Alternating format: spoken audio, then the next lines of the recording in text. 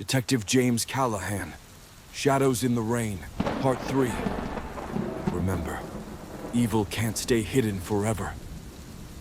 Rain hammered the rooftops in a relentless downpour, and thunder grumbled over a silent suburban neighborhood. Detective James Callahan and his partner Lydia Monroe arrived at a quaint house in the dead of night, summoned by a frantic phone call. They hurried through a muddy backyard to find a small wooden shed, its door slightly ajar. Inside that shed lay Charles Monroe, Lydia's uncle. Rain dripped from the sagging roof onto his lifeless form, pooling around him as if the sky itself wept. Standing at the door, Lydia's aunt clutched her two trembling children, their quiet sobs slicing through the roar of the storm. Lydia's voice caught in her throat, unable to call out. Detective Callahan, haunted by his own tragedies, felt a pang of helplessness wash over him. He knelt beside Charles, searching for any signs of a struggle. A hair, a footprint, a shred of fabric. There was no immediate evidence linking this murder to R.A.Z. or the masked killer from earlier cases. Still, James could feel a familiar chill creeping up his spine. Darkness had found them again, and it carried a sense of purpose. Back at the station, tension simmered like a pressure cooker. Rain continued to batter the windows, while echoing footsteps clicked on worn linoleum floors. Commissioner Barnes hurried past, flanked by two men dressed in immaculate black suits, their faces sharp as blades. They disappeared behind the commissioner's office door, which closed with a heavy thud. 15-year-old Tommy lingered in the corridor, listening intently.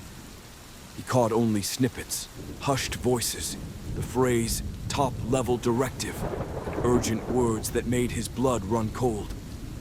When the door opened again, he pressed himself against the wall, heart hammering. The commissioner looked haunted, as if ghosts followed him down the hallway. Later, Tommy quietly shared his findings with James and Lydia. He mentioned a strange black fiber discovered near Charles's body, eerily similar to threads linked to the R.A.Z. investigation. Though no one spoke it aloud, the same question flickered in each mind. Is this all connected, or is it a cruel coincidence? Detective Callahan couldn't sleep. Ever since the confrontation at that abandoned farmhouse, where his alleged clone, R.A.Z., had been found alive, he'd felt an unshakable sense of dread. The government whisked the clone to a heavily guarded hospital, providing few answers. Lydia, meanwhile, struggled with her grief. Her uncle's violent death stirred guilt and rage in equal measure. Still, the bond between her and James deepened in unspoken ways. They recognized the sorrow in each other's eyes. James resolved to investigate further. Yet he knew the men behind R.A.Z. had his face, his DNA, even his name in some twisted experiment. They'd recognize him anywhere. Tommy, however, was just a kid, nimble, resourceful, and most importantly, unknown to the powerful players behind this conspiracy. Reluctantly, Lydia agreed. She couldn't stand putting Tommy at risk, but there seemed no alternative.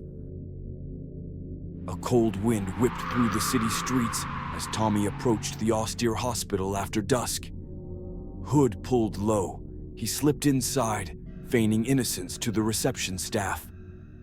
Armed with only a vague room number and his wits, he took the stairs rather than the elevator, hoping to dodge the silent suits who had a knack for lurking in plain sight.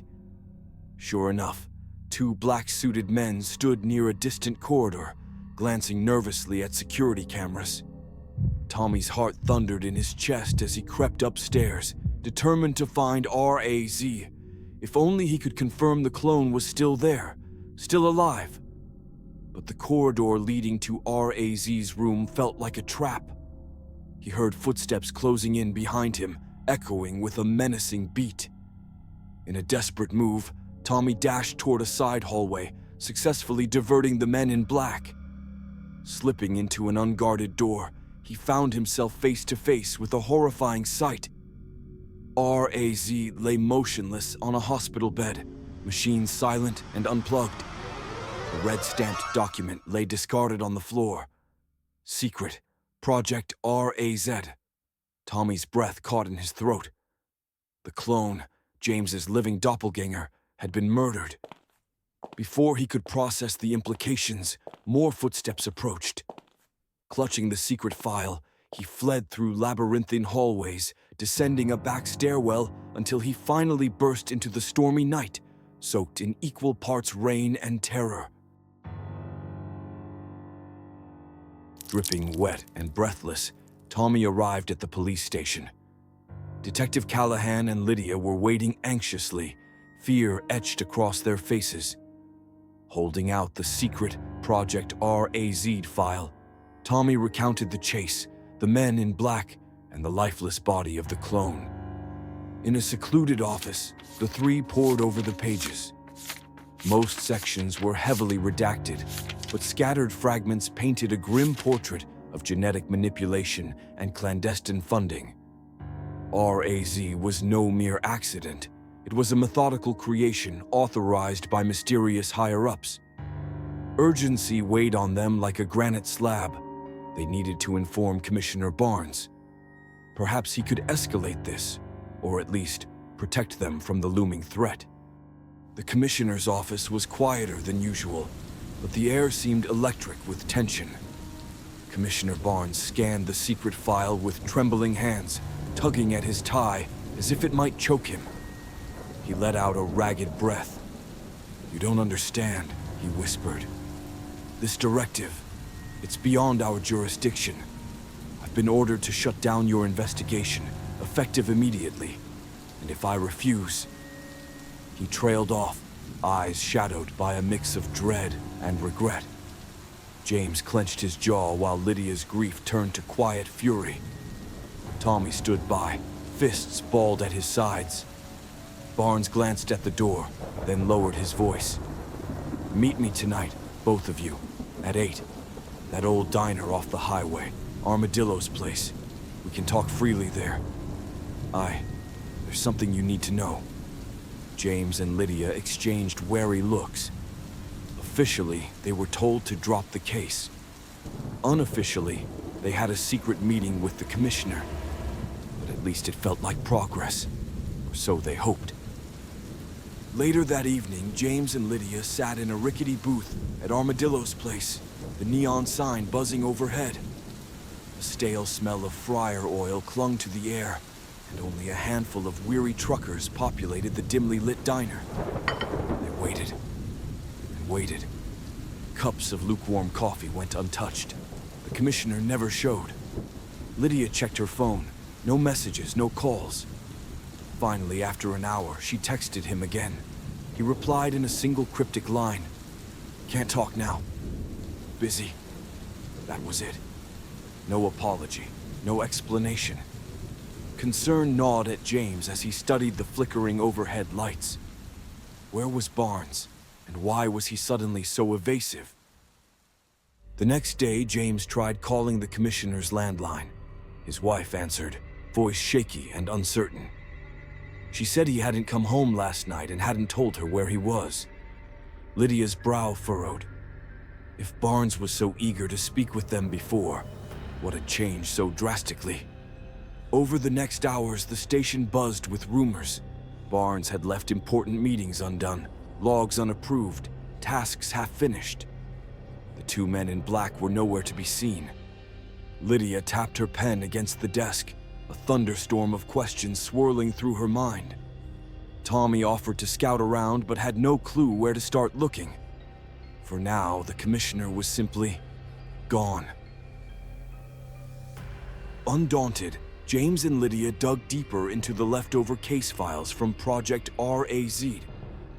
They discovered a series of addresses, public offices, nondescript warehouses, even an abandoned church where the first horrifying events had taken place. Most addresses seemed innocuous, but each had suspicious financial links to an unknown government entity. They took turns dispatching Tommy as a scout. In battered sneakers and a hoodie, The boy slipped through these locations unnoticed. A dusty record archive at City Hall, a half-collapsed storage facility near the docks, the same old church with its stained glass shattered. He brought back cryptic receipts, bank statements, and scraps of letters that hinted at vast sums of money flowing under false names. In the midst of this frantic investigation, Lydia received the date and time for her uncle's funeral. The day came wrapped in a leaden sky and chilly winds.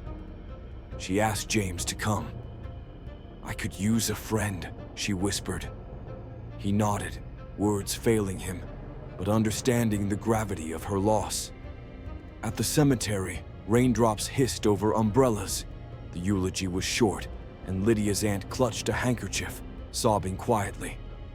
James stood beside Lydia, not quite touching her shoulder, but close enough to offer comfort.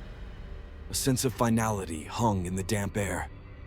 Yet for Lydia, there would be no true closure until Charles's murderer was brought to justice. Back at the station, Tommy unearthed more documents from a hidden filing cabinet in the old church. Among them were bank slips, each referencing 3 names that corresponded to the initials R.A.Z, Roland Adler, Aaron Ziegler, Zachary Roswell. All 3 had ties to a top-secret funding stream for special projects. According to bank statements, these 3 men were affiliated with the same mysterious government institution. The puzzle pieces were snapping together. R.A.Z wasn't just a code name. It was a patchwork acronym of individuals behind the experiment. Lydia cross-referenced the names with recent bank deposits, discovering that each man oversaw different branches of an agency buried within layers of bureaucracy. Meanwhile, James unearthed a scrawled note linking these men to the identical black suits who had visited the commissioner. Though they still had no word on Barnes's whereabouts, the mounting evidence suggested he'd stumbled onto something bigger than any of them imagined, something that threatened his life. The question remained, were these men orchestrating every horrific event, from Callahan's clone to Lydia's uncle's murder? Stirred by the funeral and the new leads, Lydia confided in James about her uncle. He'd once mentioned investigating a corruption case involving massive government payouts. She never pressed him, dismissing it as a rumor. Now, regret gnawed at her heart. Could Charles have been silenced for straying too close to the truth? James felt the old familiar ache of guilt. The threads connecting each tragedy tightened around them like a spider's web. "If we don't see this through," he said quietly, "then all this suffering, your uncle, R.A.Z., even the commissioner's disappearance, will have been for nothing." Late one evening, Lydia's phone buzzed with a curt message from the commissioner. "Meet me at your house, urgent." She and James hurried there, hearts pounding, but the place was dark, the living room eerily still. Switching on a lamp, they found a scene that clutched their souls with dread. Commissioner Barnes, sprawled on the floor, eyes open and glazed with death. Lydia gasped, dropping her keys with a metallic clang. James knelt beside the commissioner, heart racing. He felt no pulse. Blood stained the carpet in a small, cruel circle. "No! No!" Lydia cried, pressing a hand to her mouth. She could barely breathe, her grief tangling with shock and guilt. Before they could call for backup, the shriek of sirens cut through the night. Police cars screeched to a stop outside. Officers burst in with guns drawn, faces grim. They stared at the commissioner's lifeless body, then at Lydia, tears streaming down her cheeks. Almost instantly, she was surrounded. One of the officers, voice trembling, barked, "Detective Monroe, you're under arrest for the murder of Commissioner Barnes." James stood frozen, adrenaline crashing through him. He protested, but the officers ignored his pleas. Lydia was cuffed, eyes wide with disbelief. As they dragged her away, she locked gazes with James, raw terror etched into her features. And just like that, the case they fought so hard to solve spiraled into chaos. The men in black lurked unseen, the commissioner now silenced, and Lydia, falsely accused, was on her way to a cell. Where would this nightmare lead them next?